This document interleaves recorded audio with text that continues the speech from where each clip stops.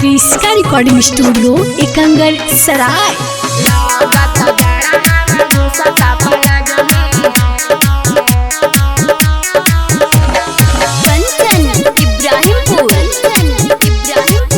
Presented by Kriska films.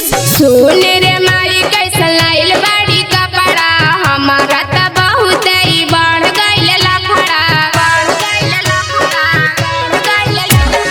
सुन रे माई कैसा लाइल बाड़ी कपड़ा, हमारा त बहुत ही बढ़ गइल लफड़ा।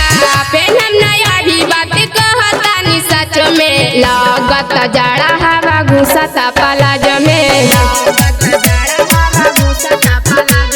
लागत जाड़ा हवा घुसता पलाज में।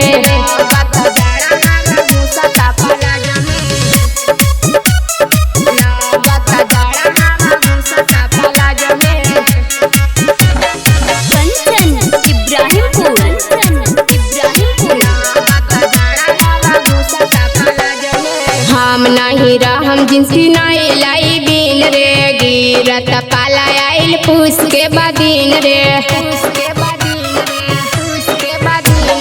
हम नहीं रहम जिनसी नहीं लाई बीन रे, गिरत पाला आइल पूस के बदीन रे। एकरा के रख दे पे ना मामा भाद में, एकरा के रख दे पे ना मामा भाद में। लागत जाड़ा हवा घुसता पलाजो में। लागत जाड़ा हवा घुसता पलाजो में।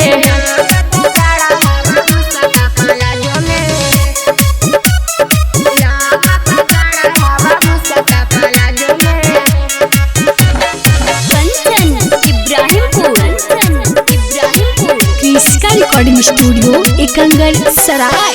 ढेरत कुहासा त होला बुरा हाल रे, पेन ले कोट तब ओढ़े पर साल रे। ढेरत कुहासा त होला बुरा हाल रे, पेन ले कोट तब ओढ़े पर साल रे। आग रोज तापे पर दिन यार संग में, आग रोज तापे पर दिन यार संग में। लागत जाड़ा हवा घुसता पलाजो में।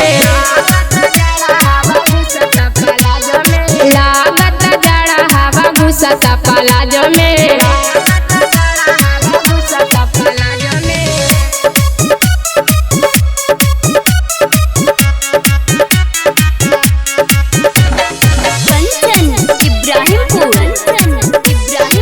क्रिस्का रिकॉर्डिंग स्टूडियो एकंगर सराय।